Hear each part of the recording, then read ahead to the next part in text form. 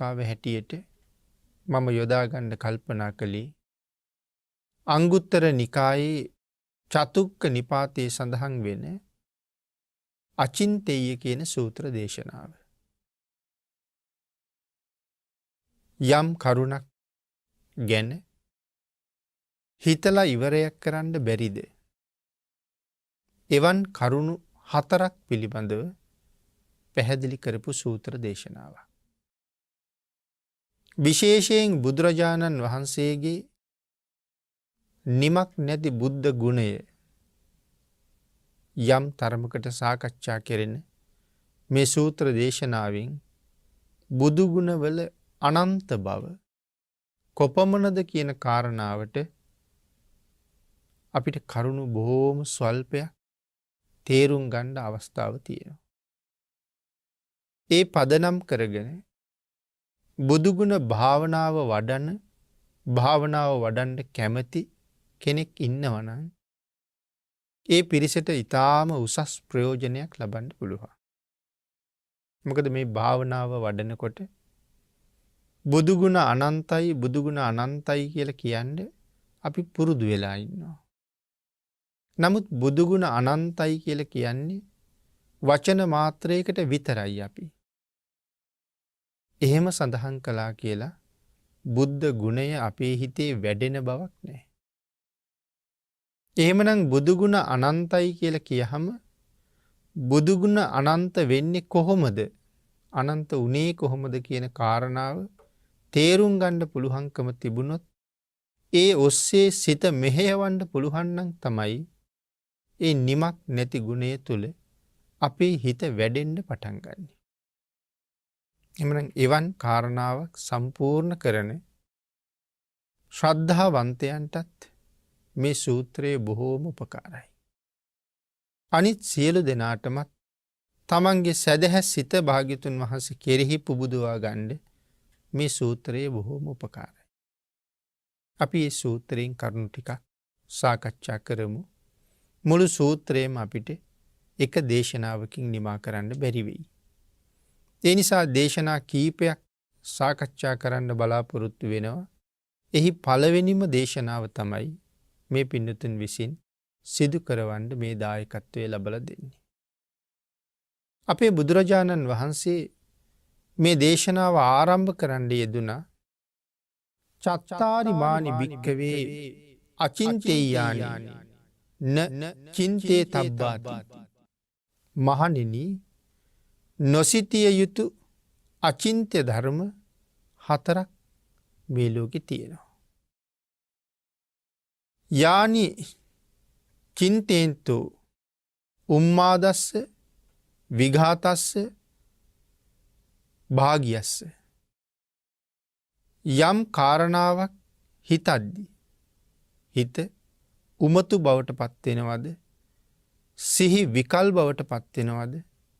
හිතට මහත් වූ වෙහෙසක් දැනෙනවද? එවැනි කරුණු 4ක් ලෝකේ තියෙනවා. මේ මුල් පැහැදිලි කරපු කාරණාවම තමයි මේ නැවත පැහැදිලි කරන්නේ.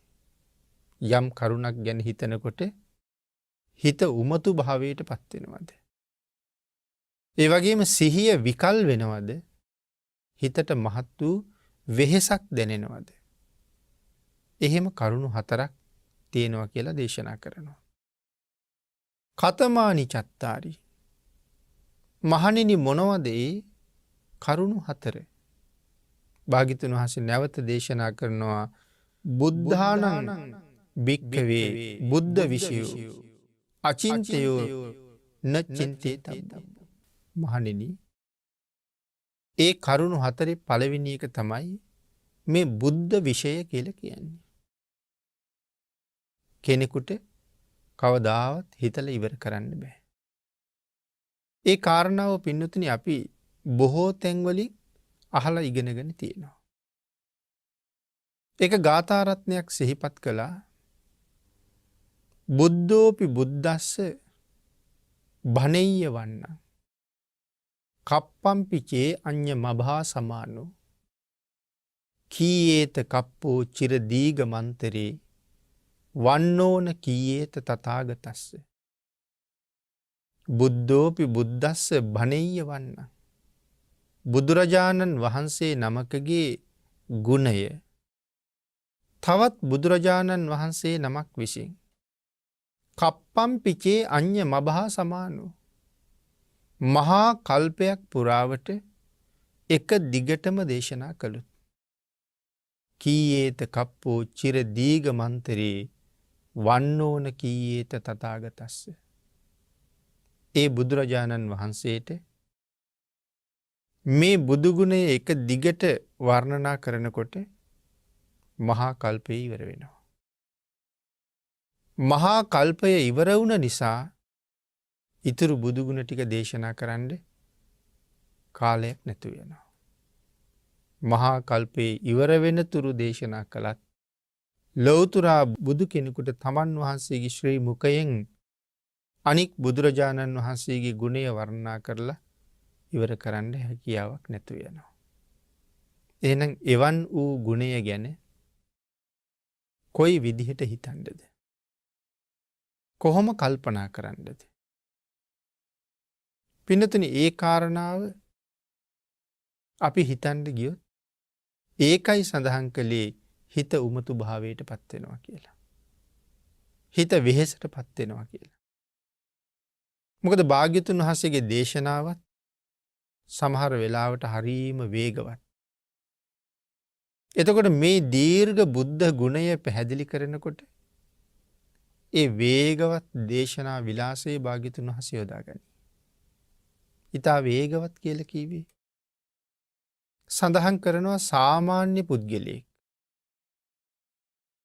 එක අකුරක් කියනකොට නැත්නම් එක වචනයක් කියනකොට අග්‍ර උපස්ථායක ආනන්දයන් වහන්සේ අකුරු 8ක් කියනවා කියලා.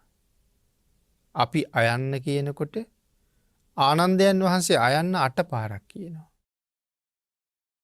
ආනන්දයන් වහන්සේ එකපාරක් අයන්න කියනකොට සරියුත් මහරහතන් වහන්සේ ඒ අකුර 8 පාරක් කියනවා.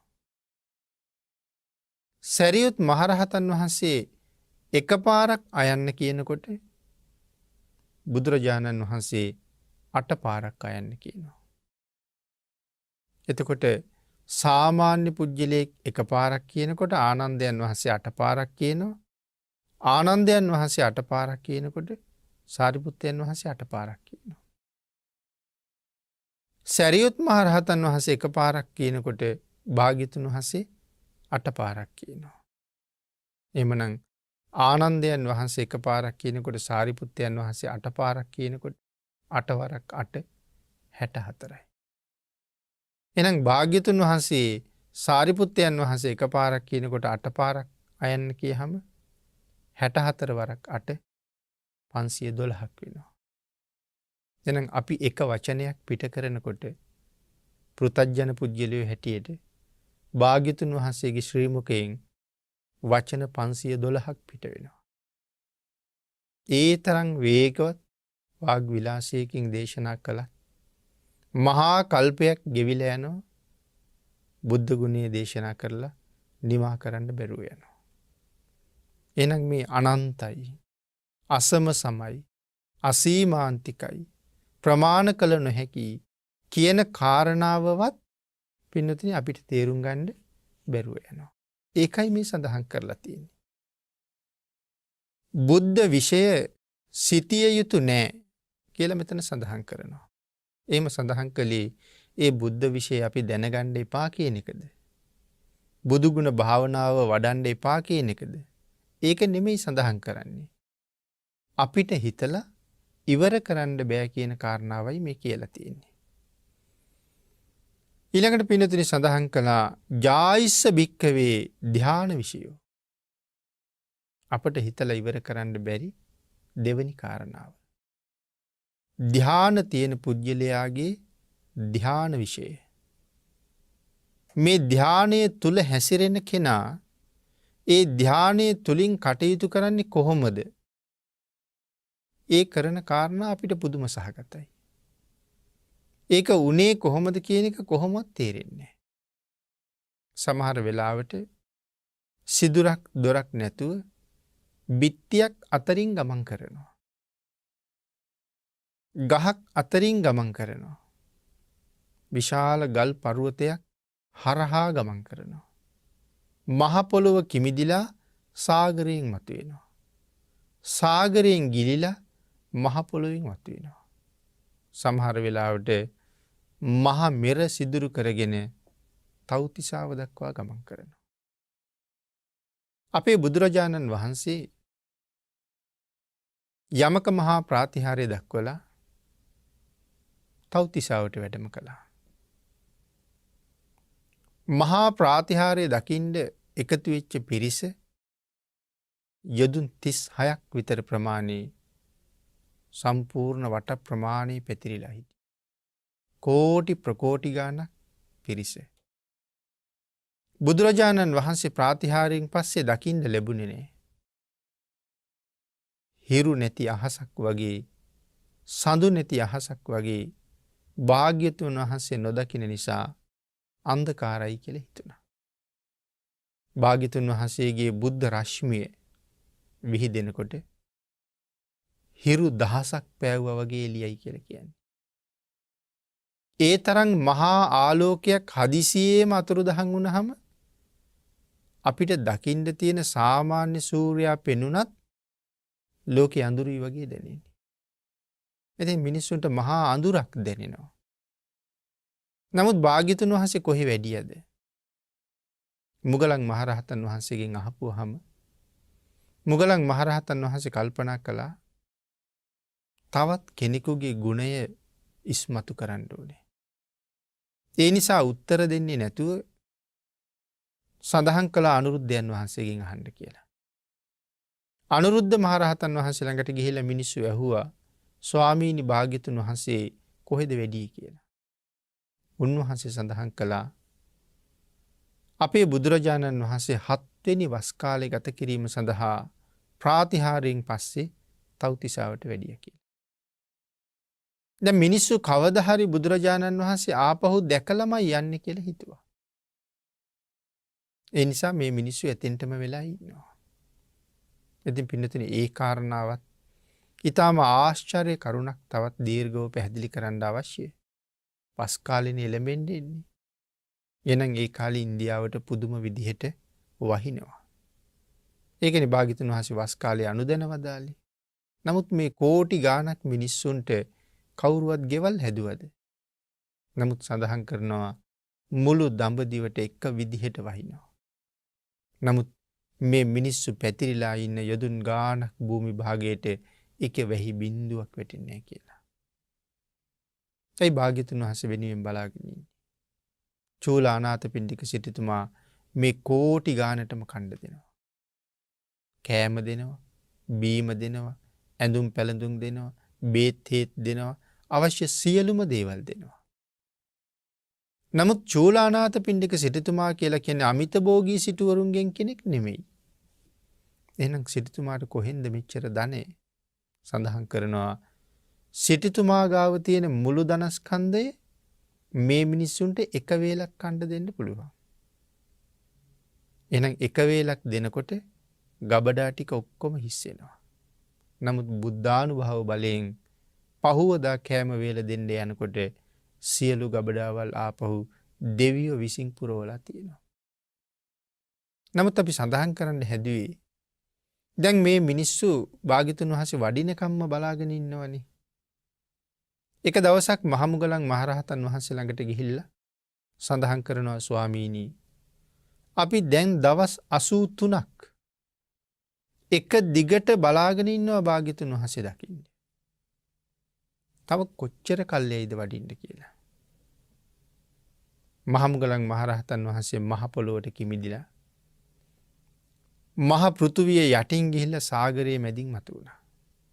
ඉන්ද්‍රනීල මාණික්කයක් වගේ සාගරයේ නිල් පාට ජලතලයේ මත උන්වහන්සේ සියලු දෙනාට පෙනී හිටලා අදිෂ්ඨානයක් කළා තව්තිසාව දක්වා මම මහමෙර සිදුරු කරගෙන යනවා සකල ලෝක වාසීන්ට ඒ බව පේන්න ඕනේ කියලා. නැවත සාගරයේ කිමිදිලා යදුන් 84000ක් මහමෙර මුලට ගිහිල්ලා එතන ඉඳලා තව්තිසාව දක්වා මහමේරු පර්වතයේ ඇතුළෙන් වඩිනවා. විශේෂයෙන් සඳහන් කරනවා සතර මහා දිවයින වාසීන්ටම පේනවා. මහමේරු පර්වතය සිදුරු කරගෙන වඩිනවා. එක එක විදිහට එක එක දිවයිනට පේනවා. ඉන්ද්‍රනීල මාණික්කයක් ගමන් කරනවා වගේ. රක්තවර්ණ මාණික්කයක් ගමන් කරනවා වගේ. ස්පටික මාණික්කයක් ගමන් කරනවා වගේ. එතකොට මේ ධානවන්තයෙකුගේ ශක්තිය. එහෙම ගමන් කරලා තව්තිසාව මුදුනේ තව්තිසාව තියෙන්නේ මහමෙර මුදුනේ. යදුන් 84000ක් උසින් තියෙන්නේ. පළවෙනි දිව්‍ය ලෝකී චාතුම් මහරජකේ මුලින් හම්බ වෙන තැන යදුන් 42000ක් උඩින් තමයි තියෙන්නේ මනුස්ස ලෝකෙට. එතන ඉඳලා යදුන් 42000ක් උඩින් තියෙන්නේ තව්තිසාව. එතන ඉඳලා යදුන් 42000ක් උඩින් යාමයේ එහෙම යදුන් 42000න් 42000ට තියෙන්නේ. එහෙනම් මහමේරු පර්වතය මහ පොළොවෙන් උඩට යදුන් 84000ක් තියෙනවා. උන්වහන්සේ යදුන් 84000 කෙරවල කරන්නේ තව්තිසාවෙන්. භාග්‍යතුන් වහන්සේගේ සිරිපතුල ස්පර්ශ කරගෙන භාග්‍යතුන් වහන්සේ ළඟින් මතුවෙනවා. දෙවියන්ට පවා පුදුමයි. සක්වලවල් 10000ක දෙවියෝ රැස් වෙලා එක ඉදිකටු සිදුරක් ඇතුලේ දෙවිවරු 60ක් විතර ඉන්න වෙලාවේ මහතෙරුන් වහන්සේ බුදුරජාණන් වහන්සේගේ සිරිපතුල ළඟට වැඩි කොහොමද කියලා. නමුත් කාරණාව අහගෙන ඉන්නවා මිසක් මේ මහා පර්වත රාජයා තුලින් කිමිදිලා භාග්‍යතුන් වහන්සේගේ සිරිපතුල ළඟට උන්වහන්සේ වැඩපු හැටි අපිට තේරෙන්නේ නැහැ. එහෙනම් ධානලාභීකුගේ ධාන විෂය සාමාන්‍ය පුජ්‍යලයකට කවදාවත් තේරුම් ගන්න බෑ. මේ සඳහා කරුණු තව ඕන තරම් සාකච්ඡා කරන්න තියෙනවා. ඊළඟට පින්නතුනි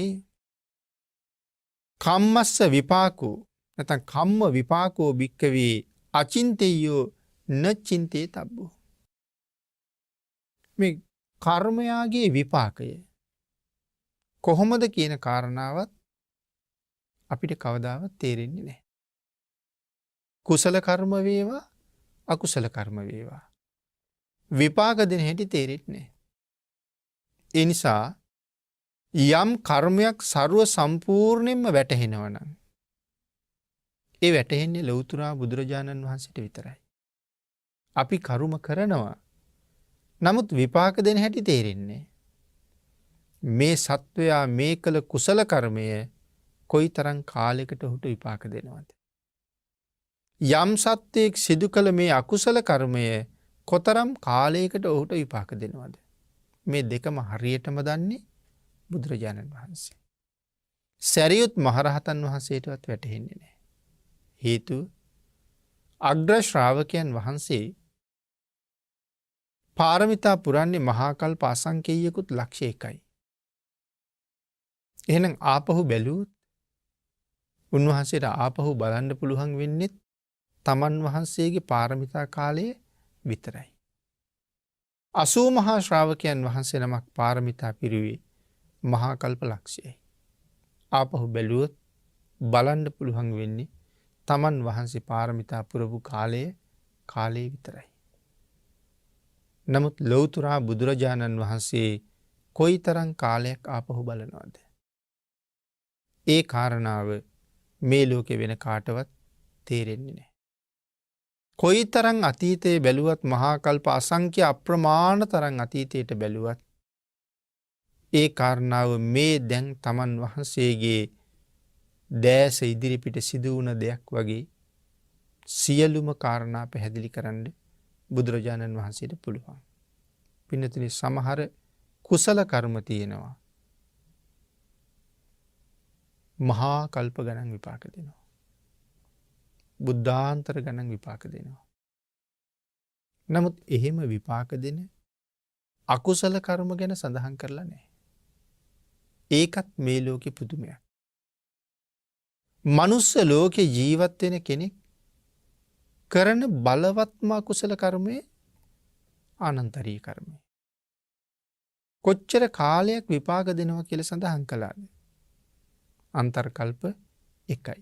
අවීචයට ගියොත් ආනන්තරීය කර්මයක් කළොත් අවීචයට යනවමයි අන්තර්කල්පයක් විපාක දෙනවා. එතකොට අන්තර්කල්පයක් කියලා කියන්නේ මහා කල්පයේ 256න් එකක්. මහා කල්පයක් ඇතුලේ අන්තර්කල්ප තියෙනවා 256ක්. ඒ 256න් එකක් තමයි ආනන්තරීය කර්ම විපාක දෙන්නේ. නමුත් පින්නතුනි බුදුරජාණන් වහන්සේ නමකගේ සුගන්ධ කුටියේ සුවඳ දුමින් සුවඳවත් කරපු එක සදහැවතෙක් මහා කල්ප 30000ක් සුගතියේ ඉපදිච්ච බව ධර්මයේ සඳහන් කරනවා. අපේ බුදුරජාණන් වහන්සේට සමන් මල් පූජා කළ සුමන මාලාකාරය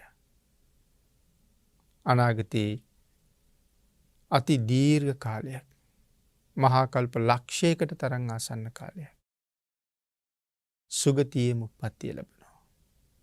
අවසානයේ පසේ බුද්ධත්වයට ලැබෙනවා.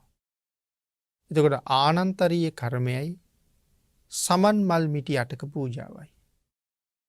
කුසල කර්මය මොනතරම් මහත් වෙනවද අකුසල කර්මයට වඩා. අන්න ඒ නිසාම තමයි අපිට කෙනෙකුට පින් අනුමෝදන් කරන්න පුළුවන්. නමුත් ධර්මයේ කොතනවත් කියලා නෑ පවුත් අනුමෝදන් කරන්න පුළුවන් කියලා. පව් දෙන්න බෑ. නමුත් පින් දෙන්න පුළුවන්. එහෙනම් පව ඒ තරම්ම ශක්තිමත් නෑ. පින ඊටාම බලවත්. නමුත් කෙනෙක් හරියට පින්කමක් කරාම ඒක කොයිතරම් කාලයක් ඒ පුද්ගලයාට සැප විපාක පිණිස පවතිනවද කියන එක හරියටම දන්නේ බුදුරජාණන් වහන්සේ විතරයි. ඒක කියන්න වෙන කිසි කෙනෙක් ලෝකේ නැහැ. අකුසල කර්මයක් එහෙමම තමයි. අකුසල කර්මයේ විපාක දෙන්නේ අන්තර්කල්පයයි නම් මහාම අකුසලයේ. ඒක රහතන් වහන්සේලාටත් කියන්න පුළුවන්. නමුත් කුසල කර්මයේ ඊට වඩා ඊටාම බලවත්. ඒ නිසා මේ කර්ම විෂය හරියට දන්නවනම් ඒත් භාග්‍යතුන් වහන්සේමයි. ඊළඟට පින්නතේ ලෝක විෂයත් අචින්ත්‍යයි. ලෝකය පිළිබඳව. ලෝක විෂය අචින්ත්‍යයි කියලා කියහම කොහොමද ලෝක විෂය අචින්ත්‍ය වෙන්නේ කියන කාරණාව මේ කරුණු ටිකේ පැහැදිලි කිරීමයි මේ තියෙන්නේ. ඊට වඩා ගැඹුරට තව ඉදිරියට සාකච්ඡා කරන්න පුළුවන්. මෙතන සඳහන් කළා ජීවිත කාලින් බුදුරජාණන් වහන්සේගේ ගුණය අල්ප මාත්‍රයක්වත් අපට දැනගන්න පුළුවන්කමක් ලැබෙන්නේ නැහැ. බුදුරජාණන් වහන්සේගේ විශේෂේස්ත්‍රය සීමාවක් නැහැ. ඒ විශේෂේස්ත්‍රයේ සීමාවක් නැහැ. අන් ඒ නිසාම අපි බුදුරජාණන් වහන්සේට සබ්බඤ්ඤු කියලා කියනවා. සබ්බඤ්ඤුනෝ. ඒ වගේම අපි නිතර අහන වචනේ සර්වඥ කියලා කියනවා. ඒ භාග්‍යතුන් වහන්සේගේ විශේෂේස්ත්‍රයේ සීමාවක් නිමාවක් නැහැ. ලෝක විෂය කොච්චරද? භාග්‍යතුන් වහන්සේගේ දැනුමත් එච්චරයි. භාග්‍යතුන් වහන්සේගේ අවබෝධය කොපමණද? විශ්වය එපමණයි. ඒ කාරණාව සිහිපත් කළා. තාවතකං චිත්තං යාවතකං ඤෙය්‍යං කියන කාරණාවෙන් මේක මනාව පැහැදිලි වෙනවා. පින්නතුනි සඳහන් කරනවා තවත් විදිහකට මේ කෝටි ලක්ෂයක් සක්වල බුදුරජාණන් වහන්සේ නමකගේ ආඥා ශේෂ්ත්‍රය. බුදු කෙනෙකුගේ ආඥාව පවතිනවා කෝටි ලක්ෂයක් සක්වලේ.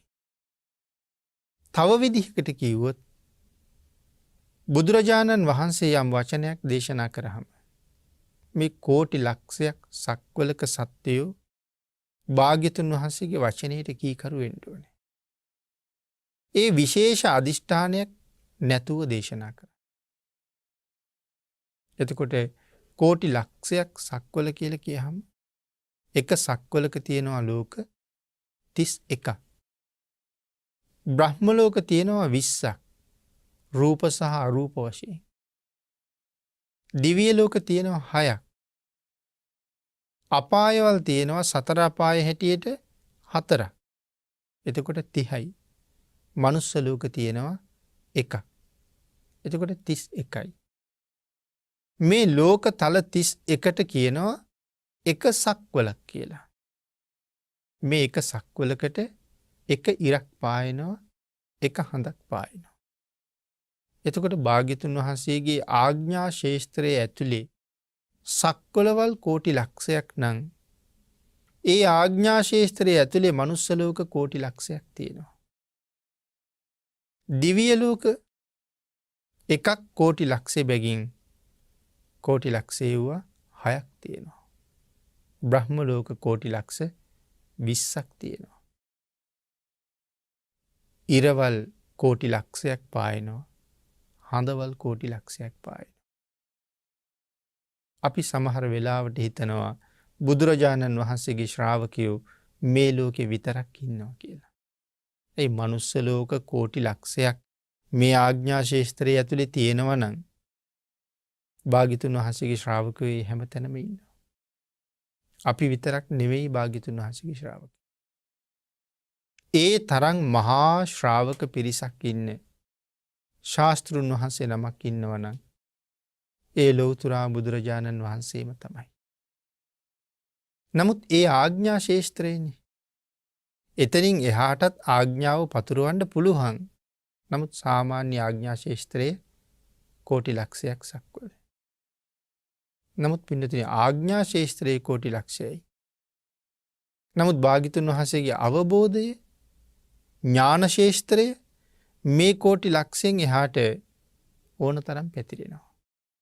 ඒ කාරණාව පැහැදිලි කරනවා මේ මුළු කෝටි ලක්ෂයක් සක්වලම යටින් අවීචියේ ඉඳලා උඩින් භවාග්‍රේ දක්වා සම්පූර්ණයෙන්ම අබවලින් පුරවනවා.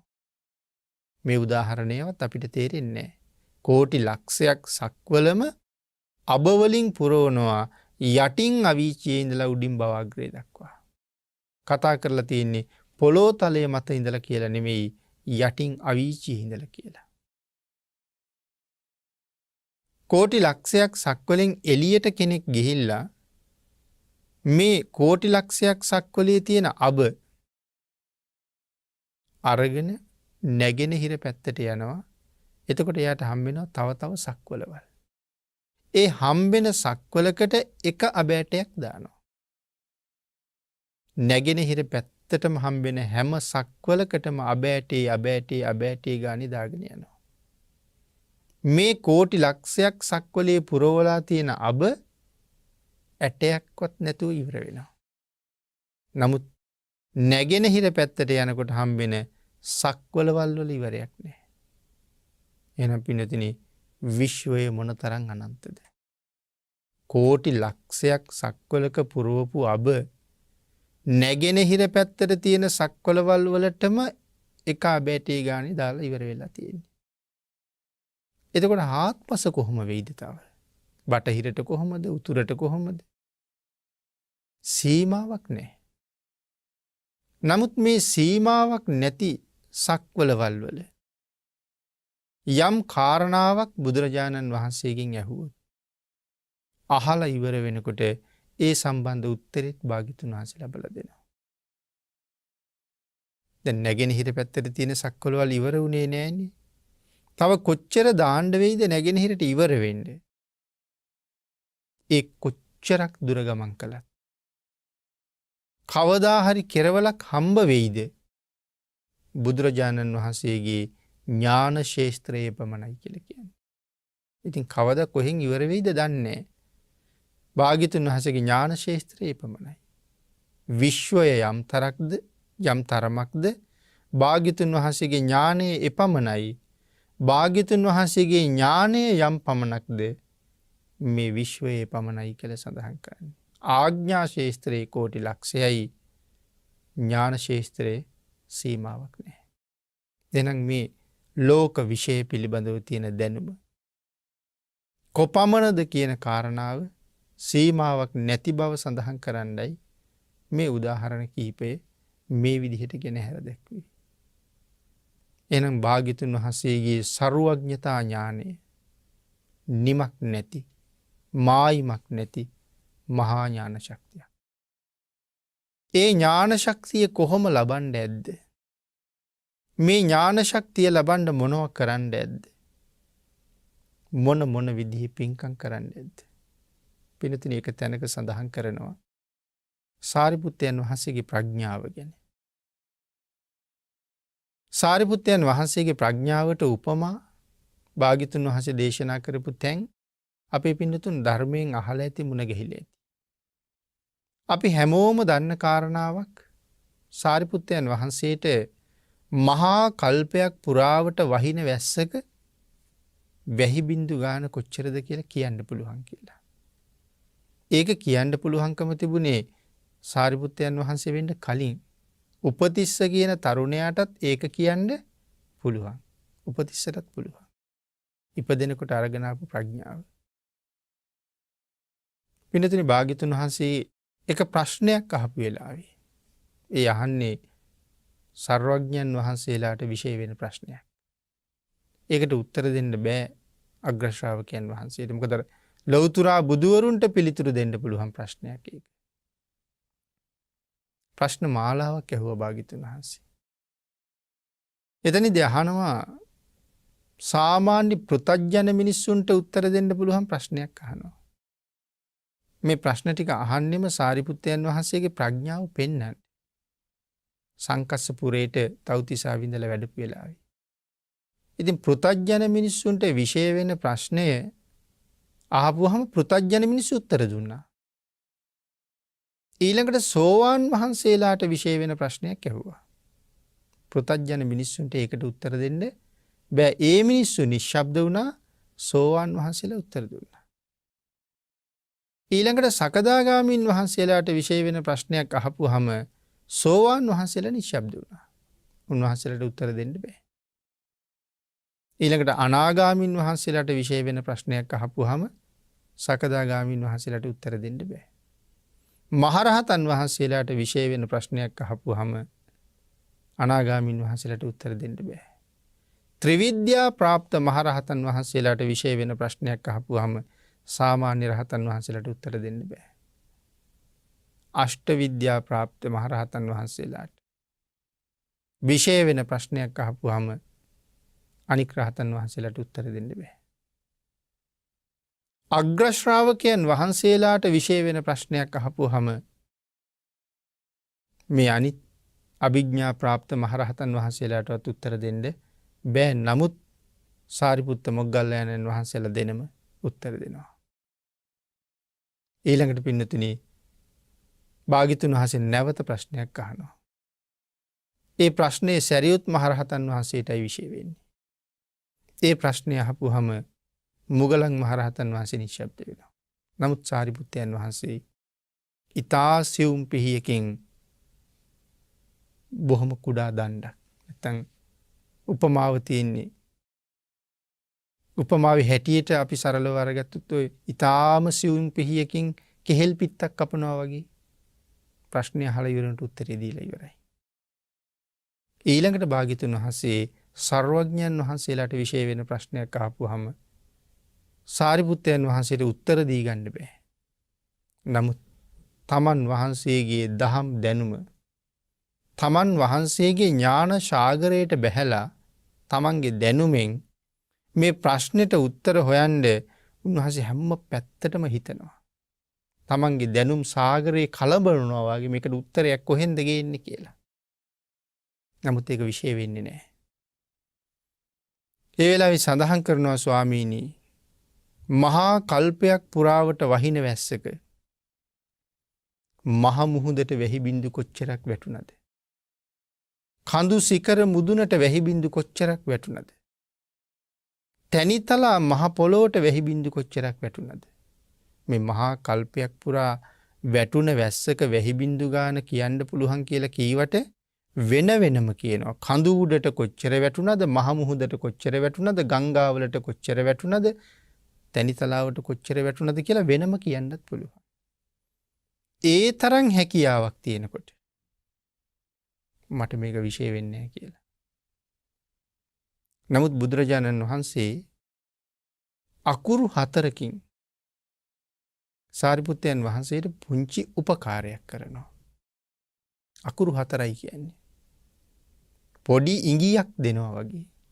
පින්නතුනි ඒ කාරණාව ඒ අකුරු 4ෙන් සඳහන් කරපු ගමන් ඒ විශේෂ සර්වඥයන් වහන්සේලාට විශේෂ වුණ ප්‍රශ්නය එක දිගට විසඳුවා කියලා කියන්නේ. ඒ තරම් මහා ප්‍රඥාවක් තිබුණා. ඒ ප්‍රඥාව මොනව නිසාද කියලා ප්‍රශ්නයක් අහනවා. මේ සා ප්‍රඥාවක් ලැබුවේ සසර මොනව කරපු නිසාද? මේ කාරණාව සඳහන් කරන තැන පැහැදිලි කරන්නේ ධර්මය ලියන්න මේ තල්කොළ සහ පන්හිඳක් දන් දීලා තියෙනවා කියලා.